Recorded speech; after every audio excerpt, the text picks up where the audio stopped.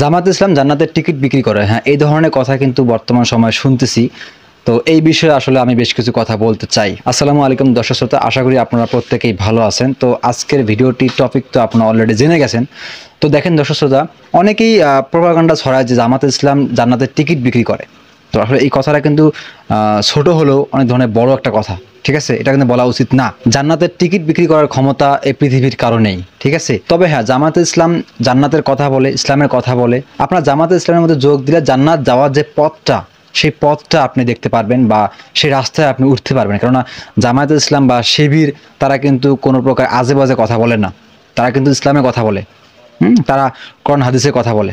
তাদের কিন্তু একটা কর্মী হওয়ার জন্য কিন্তু অনেকগুলো বই পড়তে হয়, অনেক যোগ্যশীল হতে হয়। তার আগে কিন্তু জামাত ইসলামের কর্মী হওয়া এতটাও সহজ নয়। আপনি অন্য দল দেখেন, সেখানে কিন্তু কোনো প্রকার সেই পরিমাণ যোগ্যশীল দেখে না। আপনি হুট করে চাইলে একটা সাংগঠনিক চেয়ারম্যান বা সভাপতি বা সেক্রেটারি হতে পারবেন, কিন্তু জামাত ইসলাম বা শিবিরের মধ্যে কিন্তু এগুলো কিছুই হতে পারবে না এত সহজেই।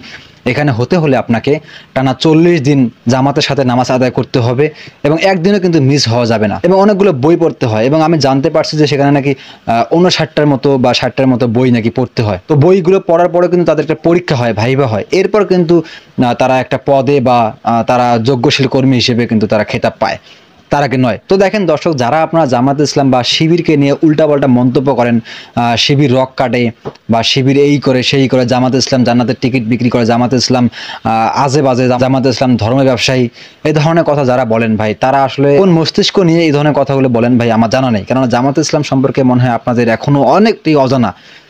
আপনার জামাত ইসলামের সম্পর্কে আপনারা দেখেন, একটু ভালো চোখে তাকান যে তারা কি কাজগুলো করতেছে। তারা কিন্তু কয় না যে আমাদের দলে আসলে আপনারা জান্নাত নিশ্চিত পাবেন, জান্নাত আপনারা কনফার্ম পাবেন, এমনটা কিন্তু কখনোই তারা বলে না। তারা আপনাকে ইসলামের জন্য ডাকে, তারা আপনাকে কোরআন হাদিস সম্পর্কে বলে, ইসলাম দিয়ে রাষ্ট্র পরিচালনা হোক এই বিষয়ে তারা কথাবার্তা বলে। তারা কিন্তু উল্টাপাল্টা বা আজে বাজে কোনো প্রকার কথা কিন্তু বলে না। তারপরে একদল মানুষ এসে এই জামাত ইসলাম বা শিবিরকে নিয়ে উল্টাপাল্টা মন্তব্য করে প্রোপাগান্ডা ছড়ায়। শিবির রক কাটে, শিবির আজে বাজে কাজ করে, শিবির এই করে সেই করে, বা জামাত ইসলাম আজে বাজে কাজ করে, জামাত ইসলাম এই করে সেই করে, উল্টাপাল্টা মন্তব্য তারা করে বসে।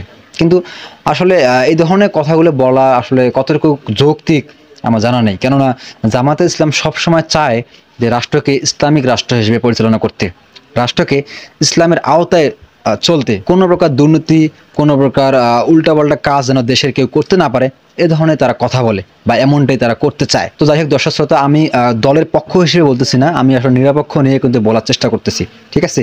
যে জামাত ইসলামের কিছু অ্যাক্টিভিজম, জামাত ইসলামের কাজকর্ম, জামাত ইসলামের কথাবার্তা স্টাইল, শিবিরের কথাবার্তা স্টাইল, শিবির কি কাজ করে, এই ধরনের যখন আমি দেখি বা যখন আমরা অবজার্ভ করি, তখন কিন্তু আমরা বুঝতে পারি যে আসলে জামাত ইসলাম উল্টাপাল্টা কাজ করতে কখনোই পারে না।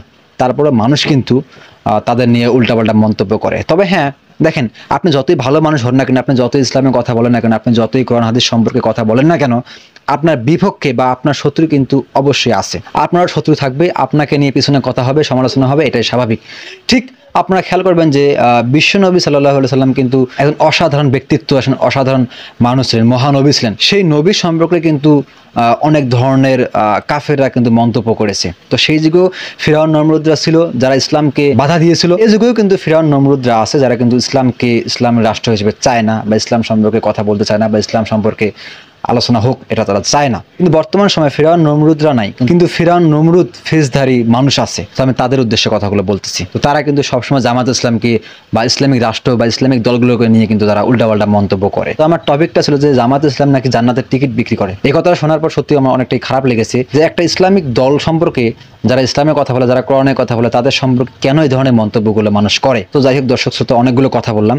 আপনারা কারা কারা জামাত ইসলামকে ভালোবাসেন বা জামাত ইসলামের অ্যাক্টিভিজম দেখে আপনাদের পছন্দ হয়, ভালো লাগে, অবশ্যই কিন্তু আপনার সুন্দর মন্তব্য কিন্তু কমেন্ট বক্সে লিখে জানাবেন। তো ঠিক আছে, আসেন ভিডিওটি আমরা এখানে শেষ করতেছি। দেখা হচ্ছে পরবর্তী নতুন কোনো একটা ভিডিওতে। সে পর্যন্ত ভালো থাকবেন। আল্লাহ হাফেজ।